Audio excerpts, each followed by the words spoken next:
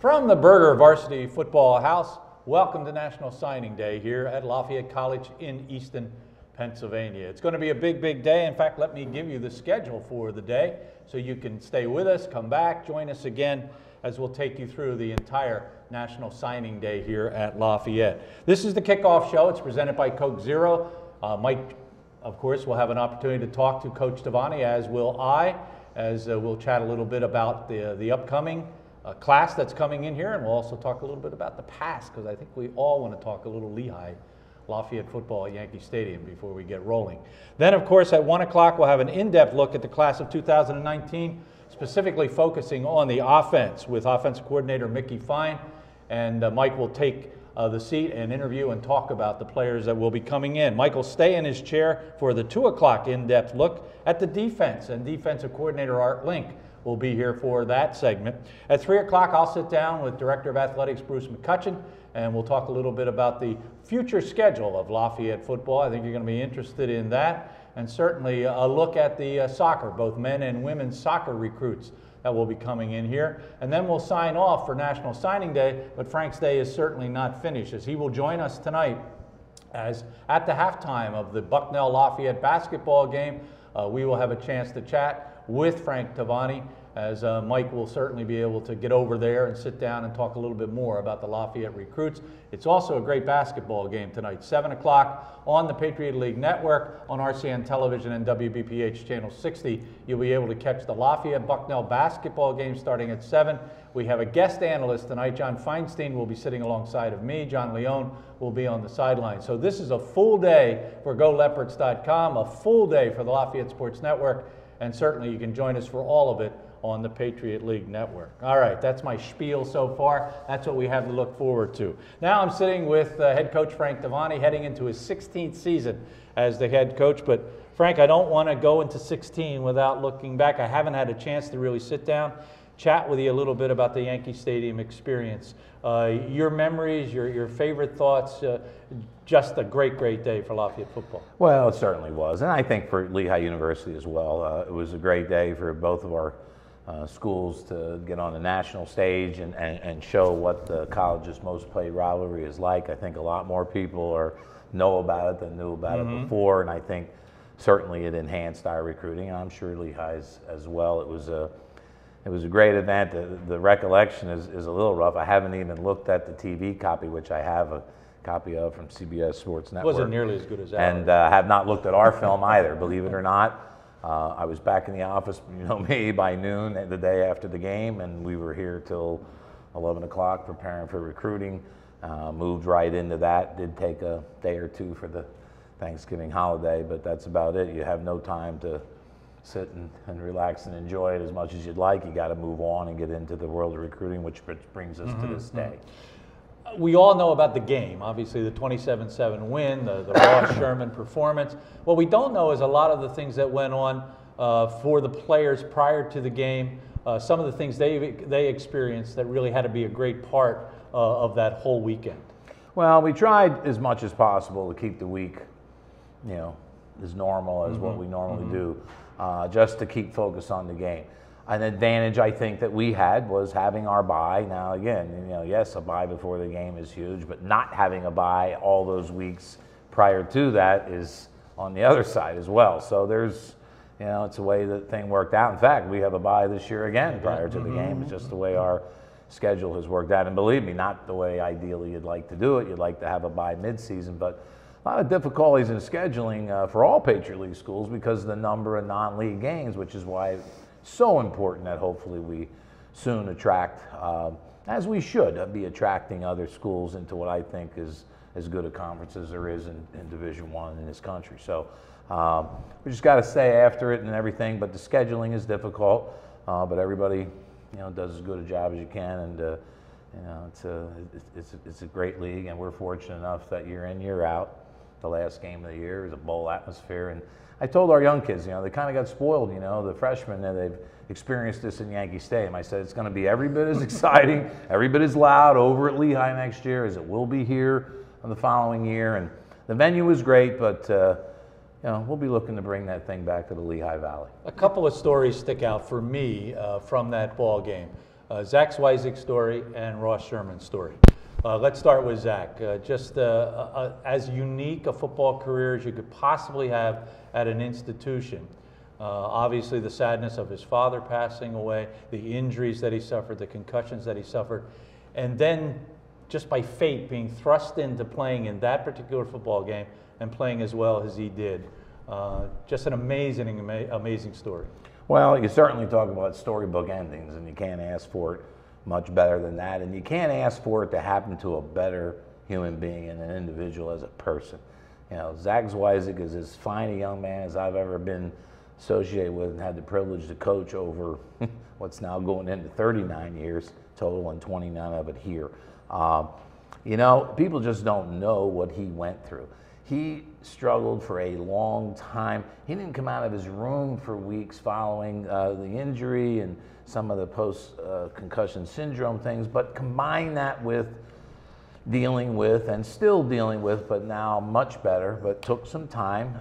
And his mother said all along, Frank, he's not hurt. He doesn't have a concussion. And to come from a mother, right, that's the last thing you hear. And she was convinced he just had to deal with the personal loss of father, followed by grandfather. And again, getting a call a couple weeks before camp and saying, I've decided to play, when he had really decided that that was it. And in spring, didn't even wear a helmet. He just came out and threw for us to save the arms of the other quarterbacks, kind of guy he is. But he was a mentor, I mean, to the young kids. A mentor just to them. Just to see him out there on the field doing what he did, and in had meetings, to lift Drew and Blake. And in meetings, they know it. And as bad as both of them felt, they both said right out, they couldn't have been happier for him. Now, when it happened on Tuesday before, practice, and he breaks that foot, and I walk in there, the first thing somebody said, well, this could be a big storybook ending. I said, yeah, it could be a nightmare as well. Right. Because there's always two sides. But we went in, I walked right in, I watched, Blake he dropped back like he's done thousands of times, nothing different, and steps just the wrong way and breaks that fifth metatarsal. And I walked in, saw the x-ray, walked out, ended practice, told the team, we got a new direction here. Zach's going to be leading us. Blake broke his foot, and everybody's got to step it up, and we got to get behind Zach. And I'm going to tell you what, the next 2 nights of practice were as good a practice as I've seen Zach had and us as a football team that Wednesday and Thursday. I've never seen us like that. And then the way the week went and having, I just didn't name Tommy Kirchhoff honorary captain, just something nice for the family. Somebody said that to me. I did that for a reason. He was one of the ultimate leaders that this program has ever had, one of the toughest minded people, and he's battling the ultimate for his life, and he's watching a time clock tick down along with his family. It doesn't get any worse than that, but yet he's fighting through. He's got a great spirit. He was determined to be at the game. And when I asked him to write the pregame speech, my intent was to read it pregame, actually pregame. When I received it during the week before we left town, it was 2 pages long. And I thought, well, maybe I should edit it. And I thought, I'm not touching this. And I read it Friday night. I still have it. It's emotional. And you'd have to hear it and read it, and at some point I should. And I'd probably do it at the banquet. And then having him in that locker room and watching those kids' faces. Yeah. Still get you. No. Guys that have never met Tommy Kirchhoff still had that bond with him, and it was an unbelievable story for Zach Swiezik. Talk a little bit about what Gary was saying with Ross Sherman now. Yeah, and before let me just end on one thing, which was great. Obviously, after the game, he was in the locker room, game ball, everything, kids, family. But going up there and delivering the game ball printed 2 weeks later and spending that time with his family, being with them and seeing what that did for everybody. Wow. Doesn't get anything. Special moment. Incredible. Absolutely. This is kind of why we wanted to have this chat. Sure. Because we haven't had a chat and most people don't know that story. All right, Mike alluded to what I alluded to. The Ross Sherman story doesn't end. Here's a story that goes on and on. We are going to sit down with Ross during this segment and chat a little bit about what his future holds. But you've got to be especially proud. First of all, he breaks the Patriot League record for a single game rushing in Yankee Stadium. And now he goes on to at least show the NFL scouts what he's made of. Well, again, a fine, outstanding individual, one of the hardest working kids you'd ever have. Not very loud or vocal, but a good, great team leader and a captain, and has really evolved and developed himself. You know, the first 2 years, you know, had to develop being an inside runner. All his high school film, it was like one long touchdown wrong after another. You guys remember seeing that. But he's really developed himself into an outstanding, totally versatile back that can do a lot. He blocks well. He knows the pass protections. He can catch the screens. You can split him out. You can throw him a slant. You can give him a wheel route. You can send him on a go route. You hand him the ball. We knew pretty much what our game plan was going to be even before that happened to Blake. But when that happened to Blake, I went in. We stayed up late that night looking at alternatives and getting, obviously, the freshman ready as a backup to Zach. And then we had a package in, obviously, the Wildcat package, where we were going to just snap the ball to Ross and we were going to go. And I told Ross the next day, I said, I'm going to tell you something. If I got to give it to you 60 times, I'm going to do it. So I was 15 short, but I figured we had the best player in the field and we were going to use it. And somebody told me a long time ago, it showed if you got a big gun, you should use it. And you guys did. And you know what? As an alum, watching him run that day, it almost felt like you were a part of it because he brought you into it. And he's such a kid like that. And I think, you know, watching the NFLPA practices that we watched and the game, and we'll have some highlights of that when we interview Ross, he's just a dynamic player. And all he needs is that chance.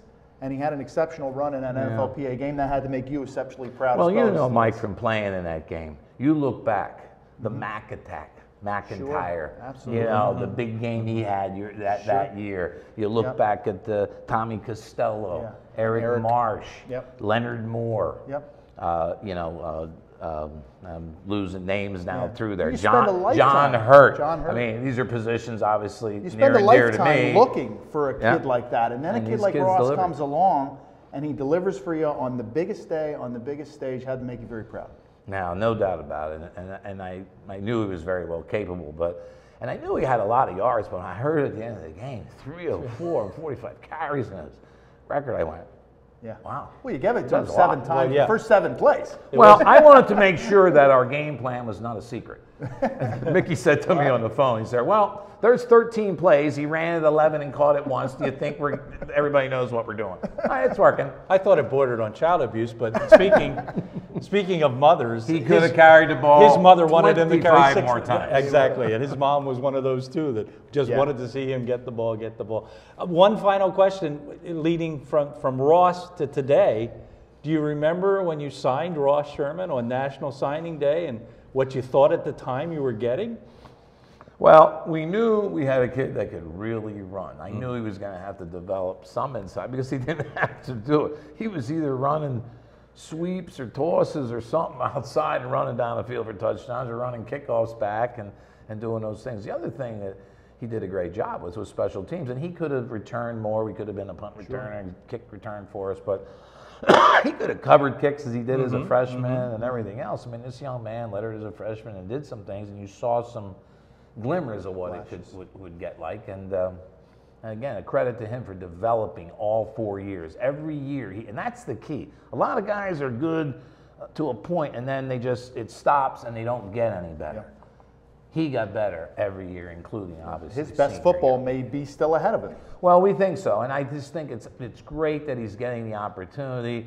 He did a great job with the opportunity. He had the All-Star game, and other than a holding call, is the best run of the game. And the guy from Oregon couldn't catch him. And we know he can run. I think he showed that, and some people, you know, don't know. Well, you know, he's not really that fast. You know, oh really? You know, he ran 4.3 for 6 pro scouts last spring, and then we had 32 teams in here all during the season. There'll be a pro day here, and then we're all excited about watching him in the combine. Well, nobody knows more about the players who are coming in here, except for the coaching staff and Frank, than this guy right here, Mike Joseph.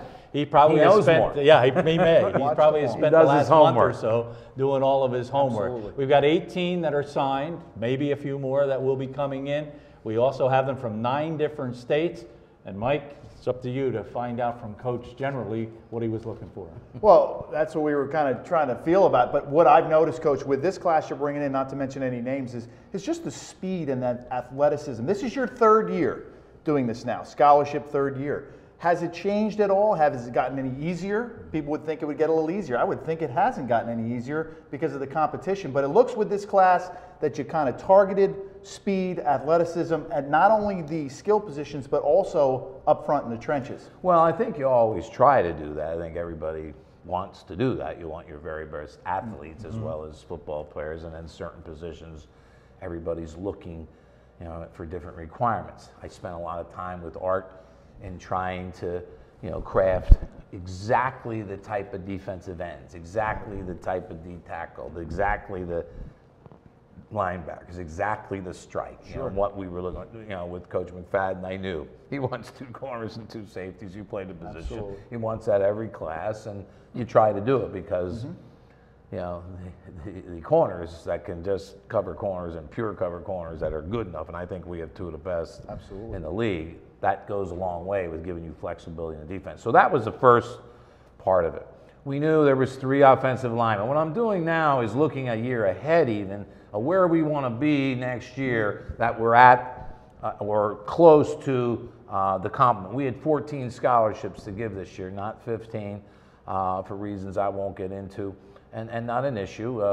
That's just what we had to deal with this year. So again, you got to look at it, and you can't fill every need. So you can't be greedy, and you got to be willing to say, okay, you might have to take a little sacrifice. Like we did not, some positions, didn't use scholarships. We may have used a self-pay and try to earn one, or financial aid agreement, those kinds of things. You have to utilize all the parts to put this class together.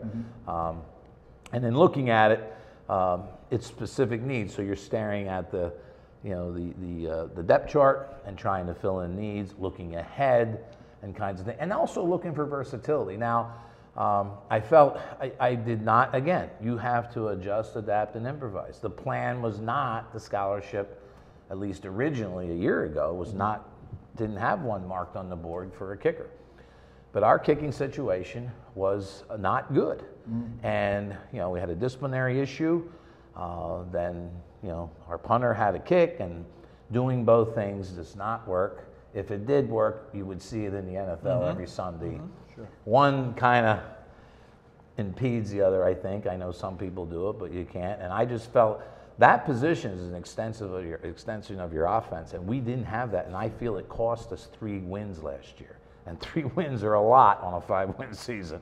So I just felt that we had to really look hard. And when we had a chance to sign Jacob Bissell, the best kicker I have seen in a long, long time, the best kicker in the state of Pennsylvania. To like Jason McLaughlin. Oh, yeah. Well, even better. I haven't seen this kind of hang time and the number of touchbacks. He had 45 touchbacks this year and 42 as a junior. Gary and I watched many of them this year. I watched them for 4 years. There is a beautiful extension of our offense, and if people ask me about who in the class, and I don't like to put it on any kid, but he has the best opportunity because with his talent, he should compete. He should come in and compete. And you had to go so far to get him. About 20. Well, I did take 2 drives to the high school and 1 to his house, so there were 3 trips. Right. So the expense to get him was not all that great. And along those lines, you tapped into some great areas. California has become a nice inroad for you guys. Nobody from Colorado this year. That's kind of dried up a little bit. We'll see that next year. But Florida, Georgia, the local kids, Ohio. I mean, you get some new coaches. McNeil Parker is doing a great job. He had been out there for Northwestern. He had familiarity and gets into those leagues. And I mean, and we didn't spend a lot of time there. But when you have scholarships and when you have the kind of academic school we have and the facilities, it's a huge attraction. And we now have no trouble, as you see, going anywhere. And we're real pleased with the way that West Coast thing has turned out, because it wasn't by design. Let me run down for you where the kids are coming from.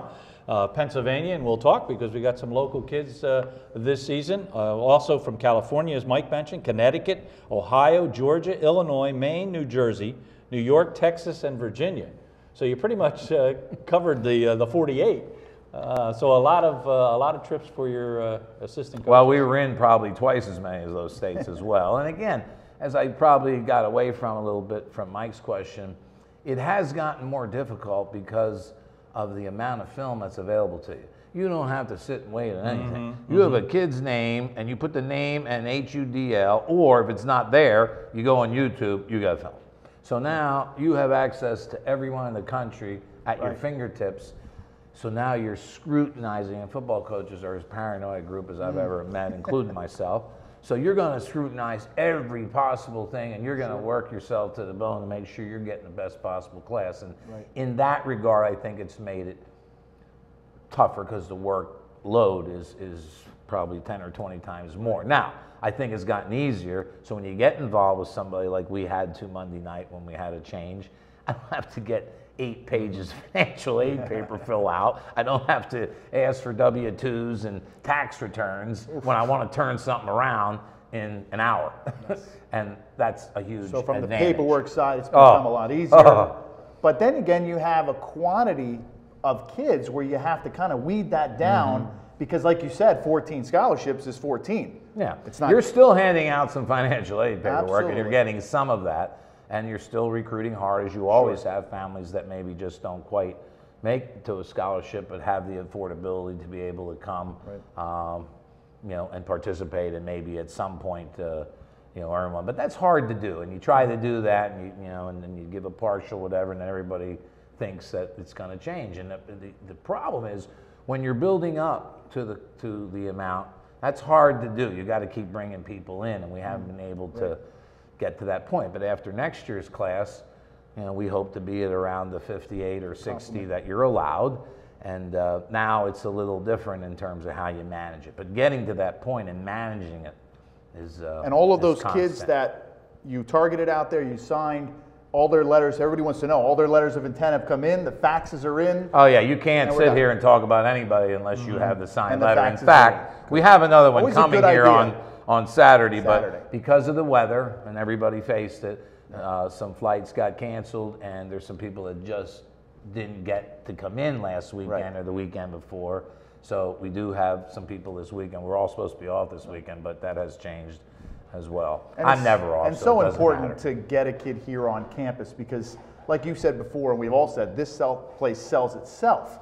And you need to get a kid here to see the facilities, to go on a tour, to look at the engineering building, to do those type of things. Because, like I said, you know, Lafayette, the family atmosphere, everything here, you got to get them here on campus, and that's so important. No doubt. And my major responsibility and first responsibility to these young men and their families is to see that they graduate in 4 years. So all those other things, yes, football, but when they come on the visit, they spend almost an entire day away from football with all the other things that they're going to get involved with, the academics, the dean, career services, believe it or not, looking at how you're going to start that freshman year with our Gateway program and those things. It's an all-inclusive recruitment, and it's much, much more than just football. Frank, with today being National Signing Day and across the country, kids are signing for various sports. In fact, we'll look at the men's and women's soccer signees a little bit later. There is some chatter going around about having 2 of these days a year. Moving it up a little bit, take some of the antagonism I think that's created right up until the moment they sign.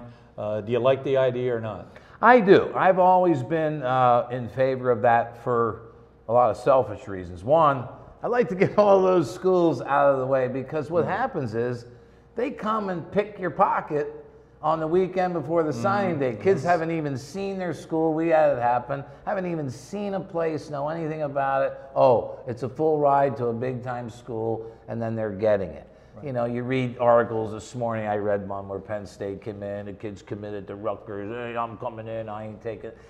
I'm just not sure about all that. These kids are 17, 18 years old. They're making life-determining decisions, and you have coaches manipulating their minds. I've never been a proponent of that. I've never done it. A kid makes a decision, hey, you go ahead. We've had kids change their mind, but not on my prodding. You know, we had James Kasha did that. He showed up here and wanted to take a visit after his thing, and I said, hey, you're committed somewhere else, and you know, and hey, he visited. But I don't like that. I think you give your word.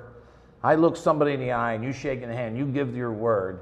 You're only as good as your word. And these people going back on their word have no integrity. It's funny you say that, Gary, because I was with Frank 10, 15 years ago, and we've had that situation where he's come to me in the office and said, leave the kid alone. He's done, he's going there, let him alone. And even Coach Russo at that time did the same thing.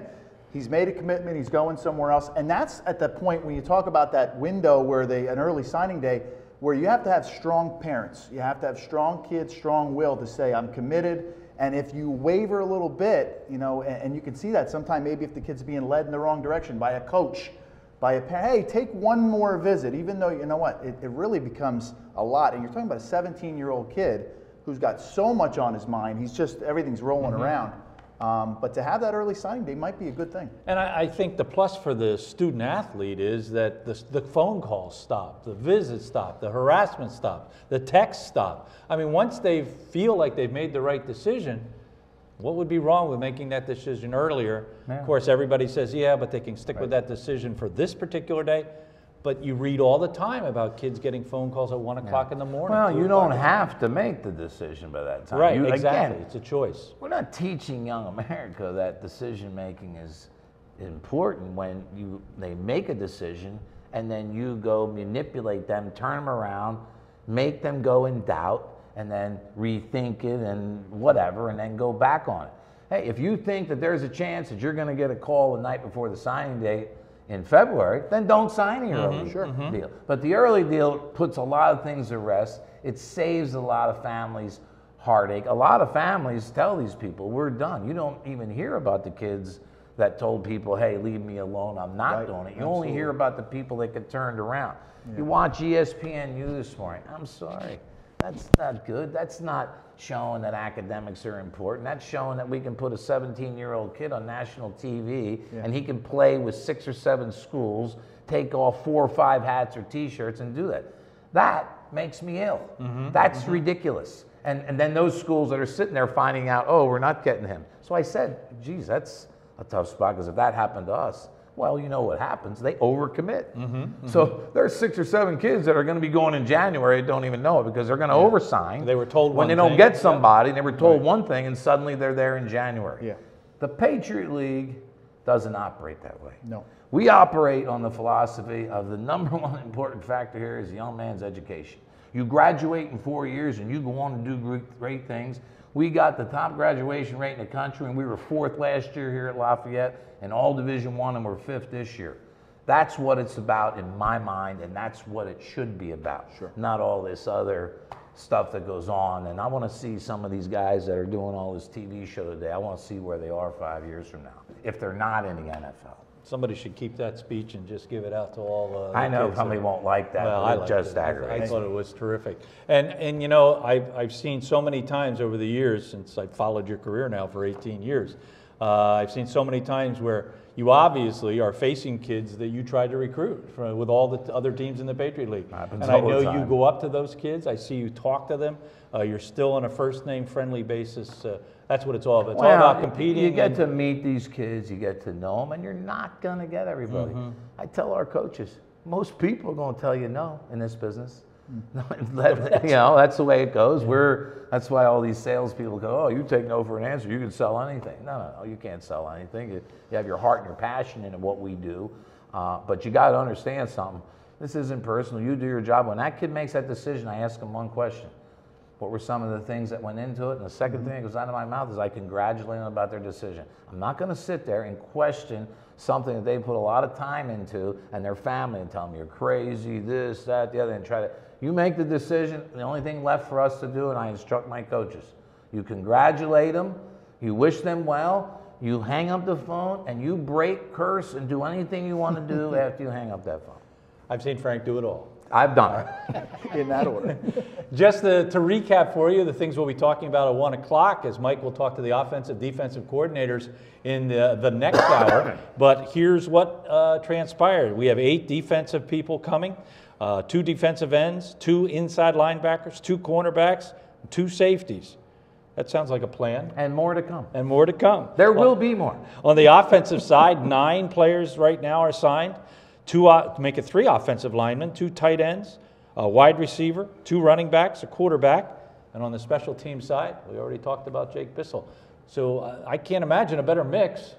Well, we are not worried about the quantity of the class. We are worried and concerned about the quality of the class, and that's what I scrutinize heavily. And I'll tell you, I am very, very pleased with the quality of this class. And these kids, as freshmen, you know, at some point in time, they're going to have to step up. We talked about it before the Lehigh game. 14 freshmen last year made a contribution.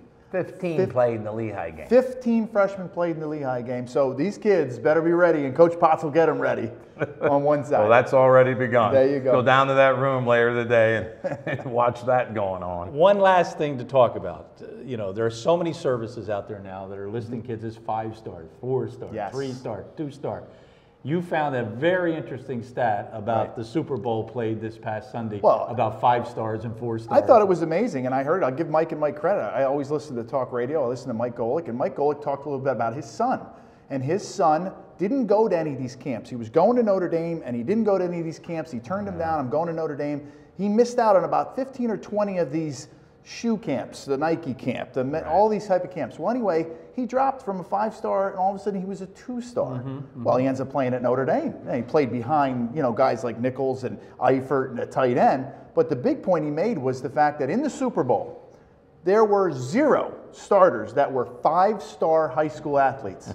There were 9 2-stars. Now, 2-star is probably the level that we're at here, 2 and 3-star. But all these guys that are hyped up, going to Alabama, going to Auburn, now just think about that. 0 starters in the Super Bowl that we just watched were 5-star athletes, and 9 of them were 2-star athletes. Well, it brings you back that it's not about what you were when you left high school. It's about what you do when you go. And again, most kids' best football are ahead of them. Yes. I mean, they're still growing, they're still maturing, they're still learning.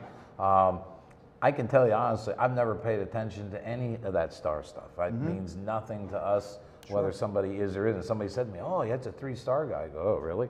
I've already looked at the film, met the person, been in the home, done all the things you need to do. And again, it's the right fit on your football team, but more importantly here at Lafayette, it's the right fit at Lafayette as well because of our environment and the great education that they're going to get. That's Coach Tavani. We, of course, will have coming up at 1 o'clock an in-depth look at the class of 2019, the offense, with Mickey Fine along with Mike Joseph. They'll sit down and chat about the names and what these kids hopefully will be able to do when they come on campus. 2 o'clock, it's defensive coordinator Art Link. He'll sit down with Mike also, and they'll look at the defense. And once again at 3 o'clock, Director of Athletics Bruce McCutcheon and I will take a look at the upcoming schedule for Lafayette College. And then we will have the announcement of the men's soccer and women's soccer commitments. Frank will be on with us at halftime of the basketball game. That's somewhere around 7:45, 7:40, somewhere around there. At the halftime of the Lafayette Bucknell game, that is a 7 o'clock start. Please join us for that on the Patriot League Network and GoLeopards.com. And of course, we still have the basketball game to do tonight. That is at 7 o'clock against first place Bucknell. Lafayette just knocked off first place Colgate a couple of games ago. So the Leopards are on a little bit of a roll with the round ball. So that's what we have to look ahead. Ross Sherman may or may not be with us, but we're going to call a timeout right here. And we'll be back around 1 o'clock and we'll talk offense.